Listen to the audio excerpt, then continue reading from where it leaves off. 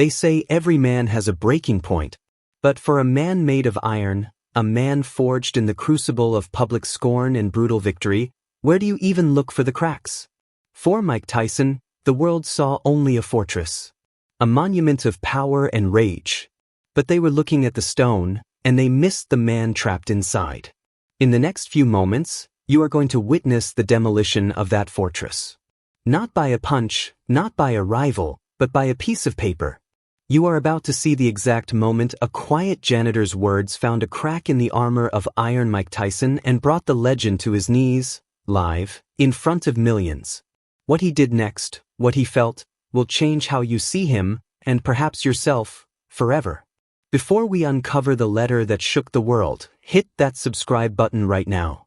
Trust me, you are not going to want to miss a single second of this, and you'll want to be the first to understand why it truly happened. The air in the studio is colder than it looks. It's a manufactured cold, the kind that keeps the million-dollar cameras from overheating and the makeup on the host's face from running under the glare of 100 antiseptic lights. It's a morgue for authenticity. On the screen, it will look warm, inviting. Julian Croft, the host of Croft Unfiltered, is a master of this illusion. He leans forward, his teeth a perfect, predatory white. He's closing in for the kill. Not a real kill, of course. A television kill. A soundbite. A viral moment. He thinks he has Mike Tyson cornered. He thinks the final question he's about to ask is the checkmate. He doesn't know that the real king on this board isn't the one in the guest chair. The real king is the one holding a dustpan and broom in the hallway, a man nobody sees, a man who is about to end the entire game. The air crackles, not with excitement, but with the dry hum of electricity. The world is holding its breath for a punchline. They're about to get a sermon instead. This place, Studio 3B, is a kingdom of glass and shadows. Everything here is a reflection of something else, a copy of a copy. The audience, silhouetted in the darkness, isn't a crowd of people, they're a focus group, a living laugh track. The questions Julian Croft asks are not his own. They are crafted by a team of producers in a sterile boardroom, engineered for maximum engagement and minimal depth. And the man sitting opposite him, Mike Tyson, feels less like a guest and more like a specimen under glass. He's played this part 1,000 times. He knows the rhythm of it. He knows when to lean in, when to let the gravel in his voice rumble. He knows when to hint at the old monster, the baddest man on the planet, because that's the commodity they paid for. That's the ghost they want to see. Julian had just spent 20 minutes walking him through the well-trodden graveyard of his past. The knockouts. The controversies. The fall. The redemption. Each question was a polished tombstone on a path Tyson was tired of walking. So, Mike, Julian says, his voice dripping with practiced sincerity, when you look back at that young man, the one who bit Holyfield's ear, the one who terrified the world, do you even recognize him? Tyson feels the cage shrink. He can feel the heat of the lights on his skin, a synthetic sun. He can smell the faint, chemical scent of the fog machine used before the show started. He looks at Julian's face, a mask of earnest curiosity, and sees nothing. There's no man there. There's just a brand. He feels a familiar weariness settle into his bones, a weight heavier than any championship belt. He is an echo, a story told by others. His mind drifts for a second. He doesn't see the studio. He sees the dusty light in Cuz D'Amato's gym in the Catskills. He can almost smell the sweat and leather, a smell he once equated with salvation. Cuz didn't ask him about the monster. Cuz was trying to kill the monster. A man who is a friend to himself is a friend to all, Cuz used to say, his voice a gentle rasp. But first, you have to be a friend to yourself, Michael. You have to respect the man inside. Respect the man inside. When was the last time anyone had asked about that man? The world didn't want Michael. They wanted Iron Mike. They wanted the caricature, the cautionary tale, the cartoon. He was a product to be consumed. A headline. A ghost. He gives Julian the answer he knows the producers want. A little bit of regret, a touch of the old fire, a hint of philosophical growth. It's a perfect soundbite. Julian beams, sensing a successful segment, a job well done. He's gotten his pound of flesh. He's validated the public's perception of Mike Tyson. Incredible, Julian says, the word hollow. A true journey. We'll be right back after this. The floor director starts the countdown to commercial. The lights dim slightly. The mask drops. Julian checks his phone. Tyson just sits there, a titan under a microscope, feeling the silence of the studio more profoundly than the noise. The silence is where the truth lives. And in that silence, he feels profoundly, utterly alone. He is surrounded by 100 people, and he has never felt more invisible. But he's wrong. He is not invisible. Not to everyone. Because in the long, sterile hallway behind the set, another man is finishing his work. His name is Ibrahim Traoré. And he sees everything. Ibrahim's kingdom is not one of glass, but of linoleum and steel. His world begins when theirs ends. When the lights go down and the celebrities retreat to their black cars, Ibrahim arrives with his cart. The squeak of its wheels is the only applause he ever receives. He is a ghost of a different kind. A man paid to be unseen, to erase the traces of the important people who walk these halls. He cleans their dressing rooms, empties their trash cans filled with half-eaten gourmet salads and discarded scripts. He has wiped smudges off the very mirrors that men and women of immense fame have stared into, searching for something they could not find. He is from Burkina Faso, a small, landlocked country in West Africa that the people here could not place on a map. They would not know its name, a name that means land of incorruptible people. A land of dignity. Ibrahim carries that land within him. It is in the quiet set of his shoulders, the deliberate way he sweeps the floor, leaving no corner untouched. It is in his eyes, which are not empty, but full of a deep, watchful intelligence. He does not care for the celebrities. He has seen them with their masks off, heard their real voices when they thought no one was listening. He's seen their casual cruelty, their profound insecurity. They are, to him, mostly children trapped in adult bodies, drowning in a sea of attention. But Mike Tyson, he is different. Ibrahim has watched him before, on the small television in the staff break room. He has seen the interviews, the fights, the documentaries. And where others see a monster, Ibrahim sees something else. He sees a story that is achingly familiar. He does not see the rage. He sees the discipline that existed before the rage. He sees the boy who got up every morning at 4 a.m. to run in the dark, the boy who submitted himself to the fire of a mentor to be forged into something strong. He sees his father. His father was not a fighter. He was a farmer. His hands were not wrapped in leather to break other men. They were calloused and cracked from a lifetime of working the red earth of his homeland. He didn't have championship belts. He had a family to feed. But he had a strength, a terrifying, quiet strength. A dignity that no drought or hardship could ever touch. He carried his name, Traoré, like a shield. It meant he was a provider. A man of his word. A man who endured. When Ibrahim looks at the public image of Mike Tyson, at the headlines and the spectacle, and then listens, truly listens, to the man's voice, he sees the same war his father fought. A war against the world's perception. A war to hold onto the core of who you are when everyone is trying to tell you what you should be. He sees a man carrying a name that has become both a crown and a cross. Tonight, watching the monitor in the hallway as Julian Croft prodded and poked at Tyson's scars, Ibrahim felt a quiet anger. Not at Tyson, but at the world. At the shallow, empty spectacle of it all. At Julian Croft and his cheap questions. They were trying to dissect a lion with a butter knife. They were blind. They were celebrating the storm and ignoring the sky. He had been thinking about it for weeks. The words had been forming in his mind, a quiet hum. He felt a pull, a responsibility. Not to a celebrity, but to a fellow man. A man he felt he understood in a way these people with their cameras and contracts never could. So, 2 days ago, on his break, sitting on an overturned bucket in a supply closet that smelled of bleach and ammonia, Ibrahim had taken out a pen and a single, clean sheet of paper from his son's school notebook. And he wrote. He didn't write to Iron Mike, the champion. He wrote to Michael, the man. He folded the letter, placed it in a simple white envelope, and wrote a single name on it, for Mr. Mike Tyson.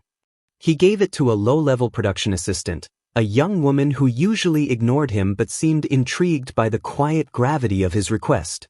He never expected it to reach him. He never expected it to be read. He just knew he had to send the words out. It was an act of bearing witness. An act of seeing. An act of quiet rebellion against the kingdom of glass. The commercial break is over. The lights come back up. Julian Croft has a new smile plastered on his face. It's even brighter this time. He's about to wrap up the show. We're back with the one and only Mike Tyson, Julian announces, the audience dutifully applauding. Mike, it's been an honor.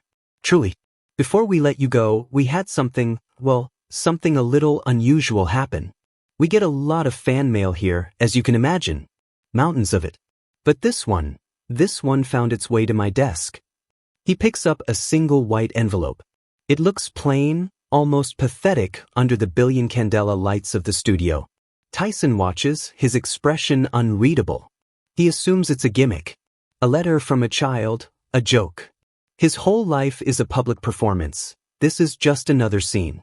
It's not from a Hollywood agent or a famous athlete, Julian says, a hint of patronizing amusement in his tone. He's framing this as a novelty, a cute little sidebar. It's from a man named Ibrahim Traoré. He's actually one of the janitors here. In this very building. Julian pauses for effect. He wants the audience to absorb the contrast. The heavyweight champion of the world and the janitor. He thinks the story is about the juxtaposition of their status. He's so wrong. The story is about the obliteration of that status. Tyson shifts in his seat. A janitor. Ibrahim Traoré. The name means nothing to him. But there's a flicker of something in his gut. A knot of anticipation. He braces himself. For what, he doesn't know. I'm not going to read the whole thing, Julian says, already editing the sincerity out of the moment, but he says he's a big fan. He unfolds the single sheet of paper. He clears his throat. The cameras push in, tight on Tyson's face, waiting for a reaction. They are vultures waiting for a twitch. Julian begins to read. Dear Mr. Michael Tyson. He emphasizes the Michael. A small choice, but it's the first pebble in the avalanche. Michael. The name his mother gave him. Julian continues, his voice still light, still performing. My name is Ibrahim. I hope this letter finds you. I clean the floors you walk on in this building. I am from Burkina Faso. You do not know my country, but it is a place where a man's name is his history and his future. Tyson's eyes narrow slightly. A man's name is his history and his future. The words snag on something deep inside him. The weight of his own name, Tyson, feels heavier in that moment. Julian reads on, a little faster now, wanting to get to the punchline. I watch you. The world watches the fists. They call them iron. They celebrate the destruction. But I do not see the fists. I see the hands. A jolt goes through Tyson. A low-voltage current. The hands. Not the fists. The hands. His mind flashes, unbidden, to an image. He is 14 years old. Cuz is holding his hands, turning them over, examining the knuckles. These are just tools, Michael, Cuz had said. They can build or they can break. The choice is in the heart, not in the hand. No one had ever talked about his hands. They only ever talked about the fists. Julian's voice continues, oblivious to the storm brewing across from him. In my village we have a saying. The hands that can feed a family are stronger than the hands that can break a man. My father was a farmer. His hands were not beautiful. They were cracked like the dry earth he worked. They were his story. They were his dignity. When I watch you, I do not see the champion who broke men. I see the young man who had the discipline to train his hands. I see the strength not to hit, but the strength to get up in the morning, to run in the cold, to choose a difficult path. This is a strength my father would have understood. The studio, the lights, the audience, they all begin to dissolve. Tyson is no longer in Studio 3B. He is on a cold, dark road in the Catskills at 5 a.m. He can feel the burn in his lungs, the sharp winter air on his face. He can feel the ghost of Cuz D'Amato running beside him, not saying a word, just being there. That discipline. That lonely, painful, beautiful discipline. It was the only thing that had ever made sense. Before the money, before the fame, before the monster. There was only the work. This janitor, this Ibrahim, he saw the work. He didn't see the prize. He saw the price. The emotion starts to build in Tyson's chest. It's a hot, rising tide. He clenches his jaw, a reflex honed over a lifetime. He fights it. The fortress holds. And then Julian reads the next line. They put a heavy name on you. The baddest man on the planet. It is a cage. I think you have fought this cage more than you have fought any man in the ring. A name should not be a cage. A name should be a home. That's it. That's the key turning in the lock. A cage. The word rings out like a bell in the sudden, echoing silence of his soul. A cage. He had felt it his whole life but had never been able to name it. The suffocating pressure of the myth. The expectations. The fear. The caricature he was forced to inhabit. Every interview, every public appearance, was just him pacing inside that cage, rattling the bars for the paying customers. And this man, this stranger, this quiet man who cleans the floors, he saw it. He saw the bars. If this story is already making you feel something, if you understand that we are witnessing something more than just an interview, then hit that like button and join our community. Because what happens next isn't just about a tear. It's about what it means to be truly free. Don't miss the lesson that is about to unfold. Julian Croft is no longer smiling. He can feel the shift in the room. The air has become thick, heavy. The performative nature of the moment has evaporated. This is real. He looks up from the paper, sees the look on Tyson's face, and for the first time in the interview, Julian feels a prickle of fear. Not of the old Tyson, the monster, but of the raw, unfiltered humanity that is threatening to erupt in front of him. He hesitates. The producer is screaming in his earpiece to cut to commercial, to abort, but Julian is frozen. He is compelled to finish. He has to know how it ends. He looks back down at the page, his voice now softer, stripped of its earlier confidence. He reads the final lines of Ibrahim's letter. My father taught me that dignity is the only thing a man owns that no one can ever take from him. They can take your land, your money, your freedom. But they cannot take your dignity unless you give it away. I see your fight, Mr. Michael. Not the fights on the television. I see the fight to hold on to your own dignity. It is the hardest fight of all. And in this fight, I believe you are the true heavyweight champion of the world. With respect, Ibrahim Traoré. Silence. A profound, deafening silence. The only sound is the quiet hum of the electronics. The audience is perfectly still. Julian Croft slowly lowers the letter, his own hands trembling slightly. He looks at Mike Tyson. And the fortress comes down. It's not an explosion. It's a quiet, devastating collapse. Tyson's face, a landscape carved by 1,000 battles both public and private, begins to tremble. His jaw, the one that had intimidated a generation of fighters, is quivering, losing its war with the emotion welling up from a place so deep he had forgotten it existed. He brings a hand up to his face, those hands that Ibrahim had written about, but not to hide. It's a gesture of disbelief, of surrender. And then a single tear escapes his left eye. It traces a slow, glistening path down his cheek, navigating the intricate lines of his facial tattoo.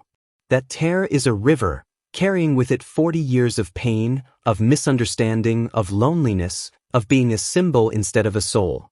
It's a torrent of grief for the boy who was lost and gratitude for the man who was just found. It is the sound of a cage door swinging open. He doesn't sob. He doesn't wail. He just weeps. A silent, shuddering quake that runs through his entire massive frame. He bows his head, his shoulders shaking. The cameras, hungry and relentless, zoom in, capturing every intimate, agonizing detail. They are recording the death of Iron Mike and the birth of something else. Something far more powerful. Julian Croft is paralyzed. All the training, all the slick professionalism, abandons him. He has no script for this. There is no pre-planned question for a moment of genuine, soul-bearing truth. He looks to his producers off-camera, his eyes wide with panic. They are frantically gesturing, drawing their fingers across their throats. Cut, cut, cut. But Julian can't. He is transfixed. He is witnessing a sacred act. To cut away would be a desecration. He feels a profound sense of shame for his earlier glibness, for his shallow approach. He had come here to see a spectacle, and instead he was being shown a soul. Tyson finally lifts his head. His eyes are red, glistening. He looks directly into the camera lens, but he's not looking at the audience. He's looking for one person. He's looking for Ibrahim. He tries to speak. His voice, that famous, intimidating instrument, comes out as a choked, broken whisper. Tyson swallows, fighting for air. He sees me. He says it again, the words full of a lifetime of yearning. He sees me. That's all. Just those 3 words. But in those 3 words is a universe of meaning. It's an acknowledgement, a validation, a release. It's the sound of a prisoner tasting freedom for the first time. The man the world saw as a monster was just a man who wanted, more than anything, to be seen. Finally, Julian finds his voice. It's strained, unfamiliar. We need to take a break. The screen cuts to black. But the story isn't over. In fact, it has just begun. In the sudden, jarring darkness of a commercial break, the silence in Studio 3B is a living thing. The spell is broken, but the magic remains. The audience is quiet, not moving, as if they know they have just been part of something far more significant than a television show. Some are wiping their own tears. They came to be entertained by a caricature. They are leaving having communed with a human being. The crew, usually a whirlwind of activity during a break, is still. Grips lean on their equipment, staring at the man in the guest chair. The makeup artist, who had touched up Tyson's face just an hour ago, stands with her hand over her mouth. They had all seen him as a job, a subject, a name on a call sheet. Now, they were looking at him differently. They were looking at Michael. Tyson himself doesn't move. He just sits there, head slightly bowed, letting the waves of emotion wash over him. The weight of the iron crown he had worn for so long has lifted. He feels a quiet sense of peace that is more profound than any victory roar from a crowd. Julian Croft stands up, unsteadily. He walks over to Tyson's chair, no longer the slick host but just a man humbled. He puts a tentative hand on Tyson's shoulder. I'm sorry, Julian stammers. Tyson looks up, and his eyes are clear. For what? He asks, his voice still thick with emotion. For letting a man speak the truth? He stands up. He's no longer the caged animal. He seems bigger, yet softer. He scans the studio, looking past the cameras, past the crew. Where is he? Tyson asks, his voice gaining strength. Where is Ibrahim? A panicked production assistant speaks into her headset. The request ripples through the chain of command. Find the janitor. It's a request so outside the normal operating procedure of this world that it causes a momentary system crash. People don't ask for the janitor. The janitor is part of the scenery, the invisible machinery. But this janitor is no longer invisible. He has just become the most important man in the building. Meanwhile, in the hallway, Ibrahim Traoré has just finished emptying the last trash can. He heard the commotion from the monitor, heard his own words read aloud. He felt a mix of terror and a strange sense of calm. He had not intended for this. He had not wanted a spectacle. He had simply wanted to deliver a message from one man's heart to another's. He starts to push his cart towards the service elevator, intending to disappear back into the quiet dignity of his work. But a young production assistant, the same one he gave the letter to, comes running down the hall, her face flushed. Ibrahim! Mr. Traoré, she calls out. She has never used his last name before. He has never been a Mr. to her. Ibrahim stops, turning slowly. He wants to see you, she says out of breath. Mr. Tyson. He's asking for you. Ibrahim looks at her, then at his cart full of the day's refuse, then back at her. He, a man who has made a life out of being unseen, is being summoned into the light. He feels a moment of fear. This is not his world. But then he remembers his father's face. He remembers the meaning of his own name. Incorruptible. He nods once. A gesture of profound and simple grace. He leaves his cart in the hallway and follows her. He walks onto the set of Croft Unfiltered. The lights are still bright. The entire crew, the audience, Julian Croft, they all turn to look at him as he enters. He is wearing his simple, gray work uniform. He is not tall or imposing. He is just a man. He looks at Mike Tyson. Tyson looks back at him. For a long moment, the two men just stand there, taking each other in. The former heavyweight champion of the world, a man known for his ferocious power, and the quiet janitor, a man known for his gentle service. There is no gulf of status between them. In this moment, they are not their jobs. They are not their histories. They are simply two men, connected by a thread of shared understanding. Tyson takes a step forward, and then another. He walks right up to Ibrahim, close enough to see the quiet wisdom in his eyes. The world holds its breath. What will he do? Will he shake his hand? Will he thank him? He does neither. Mike Tyson, the man they called Iron, the man they called a monster, wraps his arms around the small, unassuming frame of Ibrahim Traoré and pulls him into a hug. He rests his head on the janitor's shoulder, and his body shakes with one final, silent sob. A sob of gratitude. A sob of release. Ibrahim, startled at first, slowly raises his own hands, those hands he had written about, the hands that knew only work and gentleness, and pats Tyson's broad back. A gesture a father might give a son. In that embrace, in the center of a cold television studio, something true and beautiful and profoundly human has just been born. A lesson has been taught, not with words, but with a hug. A lesson about what strength really is. It's not the ability to break another person. It is the courage to let another person in. The clip, as they say, went viral. But that's the least interesting part of the story. To call it a viral moment is to diminish it, to turn it back into the commodity that Julian Croft had originally intended. It was viewed hundreds of millions of times. It was dissected by news anchors, psychologists, and social media influencers. They all talked about the emotional breakdown of Mike Tyson. They missed the point. It wasn't a breakdown. It was a breakthrough. It started conversations.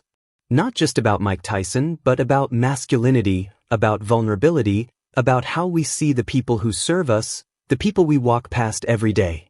It made people look at the janitor in their office building, the cashier at their grocery store, the groundskeeper at their park, and wonder, for the first time, what story they carried. Julian Croft's show changed. He was humbled by the experience. The shallowness was gone, replaced by a new, more thoughtful depth. He started seeking out stories of quiet dignity, of unseen people. He used his platform not to create spectacles, but to build bridges of understanding. He learned that the most powerful stories are often the quietest ones. Ibrahim Traoré was offered money for interviews, for book deals. He turned them all down. He did not want fame or fortune. He had not written the letter for personal gain. He had written it to deliver a message. The message had been delivered. That was enough. He continued his work in the same building, pushing the same cart, sweeping the same floors. But something had changed. People saw him now. They would nod to him, smile at him, sometimes stop and thank him. They didn't know the whole story, but they knew he was the man who had made a giant weep with his words. He carried this new attention with the same quiet grace with which he had carried his invisibility. He remained what he had always been, a man of dignity. And Michael Tyson? The change in him was profound and lasting. The cage was open. He began to speak more from the heart, less from the script of his past. He talked about fear, about love, about the struggle to be a good man, a good father. He laughed more freely. The weight was gone. He had been seen, truly seen, by one of the most unlikely people on earth, and that recognition had set him free. He learned that the ultimate validation doesn't come from a cheering crowd of thousands, but from the sincere, respectful gaze of a single, good soul. This story, the story of the champion and the janitor, is not really about them. It's about us. It's about the masks we all wear and the desperate, human yearning to be seen from behind them. It's a reminder that the most powerful thing you can do for another person is not to judge them, not to idolize them, not to fear them, but simply to see them. To see their struggle, to see their dignity, to see the human heart beating beneath the armor. The world is full of noise. It screams at us, tells us who to be, what to value, who to admire. It celebrates the fist and ignores the hand. But true strength, true connection, it lives in the quiet places. It lives in the courage to be vulnerable. It lives in a few honest words, written on a single sheet of paper. It lives in the simple, revolutionary act of seeing another person's soul. This was a story about how a quiet man's words brought a legend to his knees. But in the end, it was about how those same words helped him stand up, taller and freer than ever before. It's a reminder that you never know whose life you might change with a simple act of recognition. You never know what cage you might unlock. If you believe that stories like this matter, if you believe in looking past the surface to find the truth, then your journey doesn't have to end here. This isn't just content, it's a community. Support a channel that is committed to finding the meaning in the noise. Hit that subscribe button and become an insider in a movement that values dignity over drama and character over caricature. Find your voice with us. Let's keep searching for the truth together.